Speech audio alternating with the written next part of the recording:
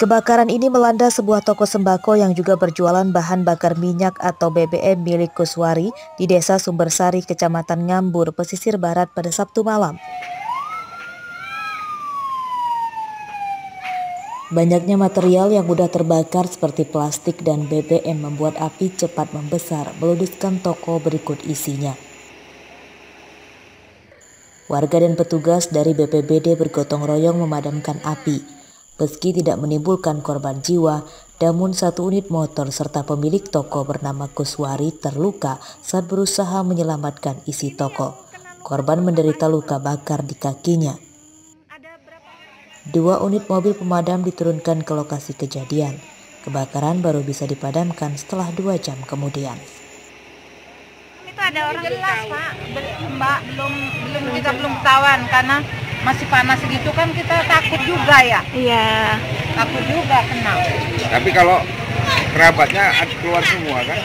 Sepertinya ya lewat belakang itu, nggak ada yang lewat depan. Soalnya depan itu langsung begitu. Apinya langsung gede banget, ya Allah. Belum diketahui secara pasti penyebab kebakaran. Namun dari informasi di lokasi, kebakaran diduga akibat korsleting listrik. Akibat kejadian tersebut, kerugian korban ditaksir mencapai seratusan juta rupiah. Rosandi melaporkan dari pesisir barat.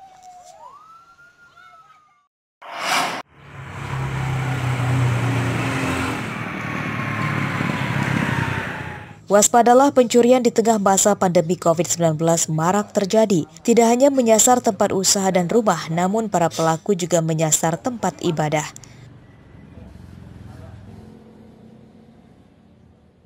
Salah satunya terjadi di Masjid Al-Ikhlas di Kecamatan Pringsewu Utara, Pringsewu pada akhir pekan kemarin. 2 pemuda menggasak isi kotak amal masjid ini. Ya barangkali bukan hanya masjid ini, mudah-mudahan masjid yang lain juga nggak terjadi ya.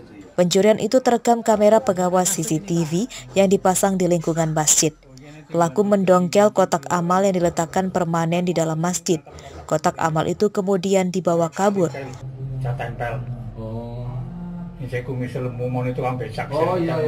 Pencurian baru diketahui pada pagi harinya ketika salah satu warga menemukan kotak amal yang dibuang di pinggir jalanan desa. Saat baru ditemukan, gembok sudah rusak dan isinya sudah raib. Dilakukan pada malam hari, kira-kira pukul 9 lewat 48. Malam 21 lewat 48. Tanggal 7 ya? Jadi dilakukan oleh anak-anak remaja itu kayaknya masih tanggung. Diprediksi dari nilai rata-ratanya per bulan itu bisa mencapai 4 lebih. 4 juta lebih. 4 lebih, ini soalnya udah sebulan.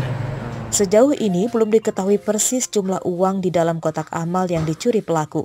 Namun pengurus masjid memperkirakan bahwa uang yang hilang sekitar 4 juta rupiah.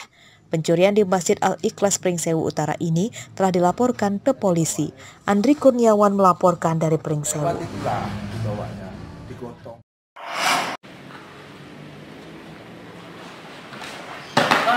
Kekompakan para atlet Kempo Lampung terlihat saat sesi di pemusatan latihan atlet Minggu siang. Pada Pekan Olahraga Nasional atau PON ke-20 Papua Oktober 2021, Lampung akan mengirim 4 atlet. Keempatnya terdiri dari 2 atlet pria dan 2 atlet wanita, dan kemampuan mereka terus digenjot agar siap berlaga.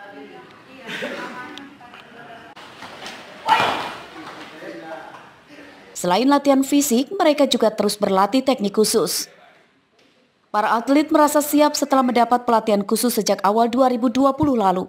Mereka optimis bisa meraih medali emas sesuai yang ditargetkan, terutama pada kategori embu beregu campuran tingkat Yudansa.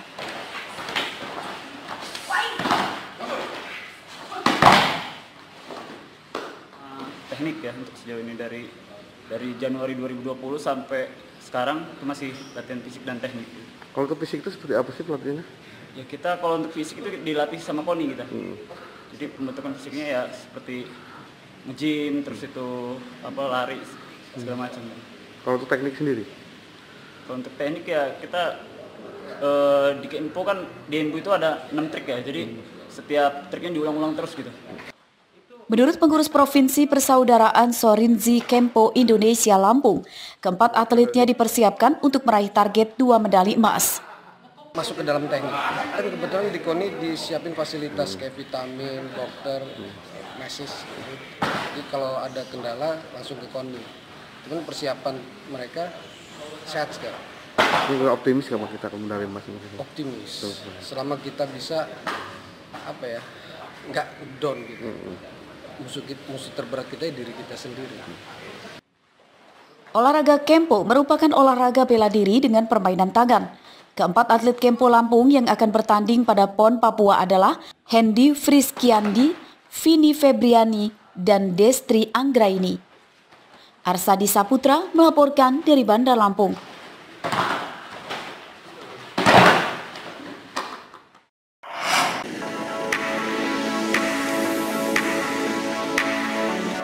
Pemandangan sawah biasanya dianggap biasa saja oleh warga desa karena sudah menjadi pemandangan sehari-hari. Namun siapa sangka pemandangan yang biasa itu malah akan dijadikan lokasi wisata andalan sebuah desa.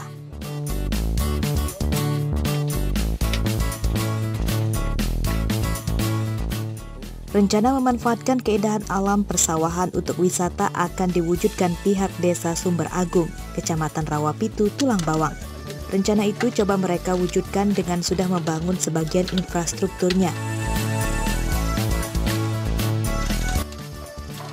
Pembuatan tempat wisata dilakukan secara bergotong royong antara warga, Babinsa, dan Babin Kantipmas. Pada Sabtu siang, jembatan dari bambu yang berada di tengah sawah untuk pengunjung telah selesai dibuat. Namun pembukaan tempat wisata baru itu masih tertunda karena kasus penularan COVID-19 yang terus bertambah. Pihak desa masih menunggu keputusan instansi terkait untuk izin pembukaannya. Intinya pemberdayaan masyarakat yang ada di kami. Karena apa? Nanti kalau ada wisata di sini, saya yakin warga yang mempunyai potensi untuk berdagang, berniaga, boleh jual makanan-makanan di sini untuk menambah penghasilan sekaligus mengatasi perekonomian adanya musim pandemi COVID-19 ini. Pihak pengelola dari desa berharap lokasi yang nantinya disebut wisata agro sawah ini akan mendongkrak perekonomian masyarakat dengan banyaknya warga yang datang dan berjualan. Mustaqim melaporkan dari Tulang Bawang.